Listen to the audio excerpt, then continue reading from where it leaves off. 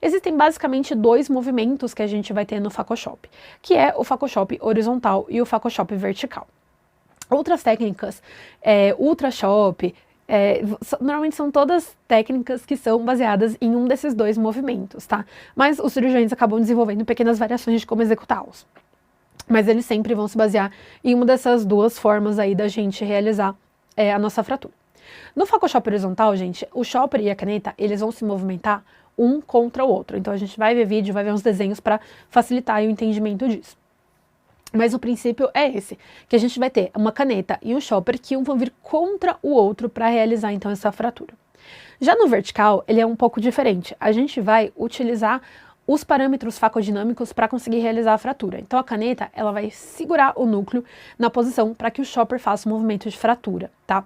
Vamos ver um pouquinho aí como que é isso, como que isso funciona. Então aqui a gente tem uma ilustração para mostrar para vocês como que é o Photoshop horizontal. Então no Photoshop horizontal, você vai ter um chopper ali, que ele vai envolver o núcleo. Então, lembra lá do começo, que a gente falou um pouquinho do pré-slice, que a gente tinha dois choppers que iam até próximo do equador e abraçam o núcleo? No Photoshop horizontal, a gente vai ter uma situação semelhante, tá? Então, a gente vai ter um chopper que vai entrar por baixo da rexis, ele vai até próximo da região do equador, e ele vai abraçar, ele vai envolver esse núcleo. A nossa caneta, gente, ela precisa criar um espaço para que ela entre, para que ela tenha uma firmeza ali para agir contra o chopper que vai se movimentar contra ela, tá? Em núcleos muito moles, normalmente a gente pode só enfiar a caneta ali no meio do núcleo, a gente não precisa nem utilizar nosso pedal praticamente. Em núcleos um pouco mais duros, para que a gente tenha um apoio adequado, a gente precisa criar como se fosse um buraquinho ali no núcleo para para nossa caneta se posicionar e a gente conseguir fazer essas duas forças uma contra a outra, tá? Vamos ver então aqui um vídeo de cirurgia mostrando a técnica aí do Photoshop horizontal. Esse vídeo aqui eu deixei o comecinho dele porque eu achei bem interessante, que é o cirurgião que ele tem por hábito utilizar aí o pré-chopper, mas vocês veem o que aconteceu. Ele entrou com o pré-chopper, ele não conseguiu penetrar o núcleo, porque era um núcleo um pouco duro para o pré-chopper. Então lembrando que o pré-chopper é mais legal para núcleo mole, tá? Então ele percebeu que o pré-chopper não ia dar certo, ele não penetrou o núcleo, ele vai então entrar com a caneta de faco e com o chopper.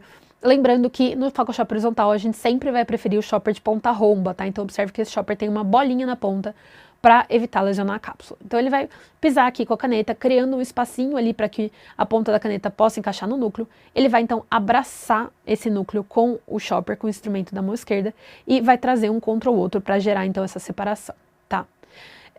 Então a gente sempre garantir que as duas metades estejam bem separadas, então esse afastamento aí das duas metades, ele é importante em todas as técnicas, a gente garantir que estão bem separados os dois heminúcleos, né?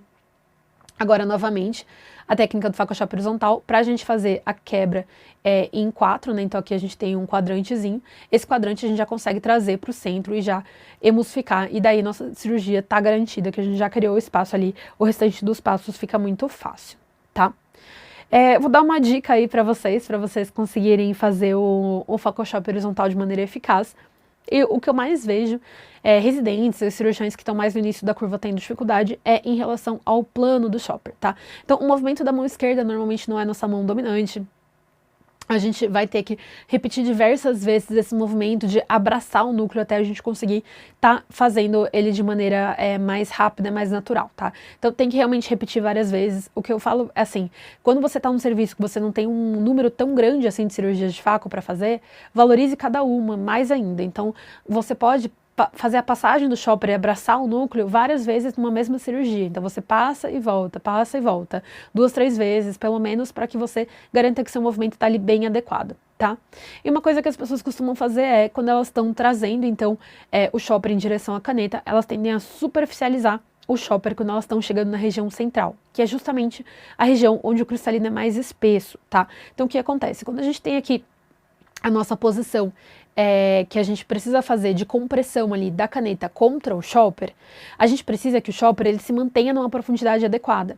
Se a gente puxa só o chopper em direção à nossa incisão, o que acontece?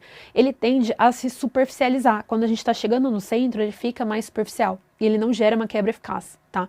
Então o que é o ideal? O ideal é que você tenha um movimento de pivô ali na incisão acessória, que vocês estão vendo aqui, para que o chopper consiga se movimentar em direção à caneta sem que ele perca o plano. Então ele tem que manter o plano de profundidade, tá? Então vocês têm que ter uma movimentação adequada aí da mão para que a gente consiga manter o chopper profundo mesmo quando ele está chegando no centro e consiga realizar a quebra de maneira eficaz, tá, gente? O que eu vou sugerir que vocês façam para vocês conseguirem melhorar isso: quando vocês forem observar um cirurgião que usa a técnica de Photoshop horizontal operando, observem a mão, tá? Então, a parte cirúrgica que vocês vão olhar ali no carona, vocês conseguem ver vídeos na internet, vocês conseguem ver em outras situações. Mas olhar a mão do cirurgião é uma coisa que você vai ter muito mais dificuldade. Então observe o que ele faz com o chopper, como ele segura o chopper e como ele movimenta para ele não perder o plano e para que ele consiga fazer uma quebra eficaz, ok? Então essa é a dica que eu tenho aí para vocês que vocês consigam fazer o Photoshop horizontal de maneira adequada.